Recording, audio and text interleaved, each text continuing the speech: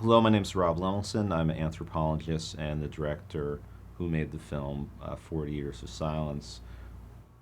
I'm sure everyone's familiar with George Santayana's phrase, those who don't remember the past are condemned to repeat it. Um, and this phase has particular salience for this film. This film concerns the long-term effects of what has been termed a mass killing or even genocide in Indonesia in 1965 and 1966, where approximately 500,000 to 1 million people were killed in the space of 3 or 4 months. This is an event very few people outside of Indonesia are aware of, and they're not aware of it for a very good reason, because the event was hidden from public view and from the world's view for 35 years by the Suharto regime. The film concerns four families, all of whom were affected deeply by this horrific tragedy and violence, not just in the period of 1965 and 1966, but in the subsequent 40 years afterwards, where there was a enforced silence about what happened in the event, thus the name 40 Years of Silence for the film.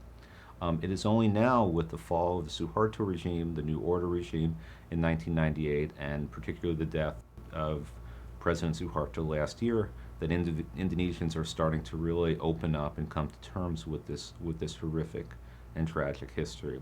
The film is a very intimate portrait of four families from very different parts of the Indonesian archipelago. One is a rice farmer, one is what is called the Rakyat Kecil, or a member of the little people, one is a educated Chinese Indonesian in Java, and the fourth family are high status, high caste, highly educated Balinese. So from very different parts of Indonesian social world, yet all were affected very deeply, seeing their family members, particularly their fathers, taken away and killed or imprisoned. And the film follows these four families through their struggles from really pre-1965 and their reflections and memories of their childhood, through their witnessing and the will to bear witness of what happened in 1965 and 1966.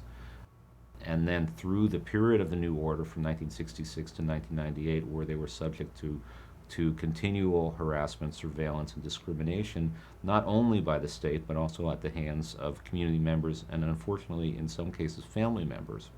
And the film concludes with the effects on the current generation, and showing how there's a multi-generational effect to this enforced silence and trauma, by following the story of a young boy, Budi, who, while he was not born really until the 90s, still suffered greatly at the hands of this history. It's a very poignant and moving story, and it is our hope it will make more people in the world aware of this tragic history, and those in Indonesia also more aware from the perspective of the victims, so this history will not be repeated again. Thank you very much, and I hope you enjoy the film.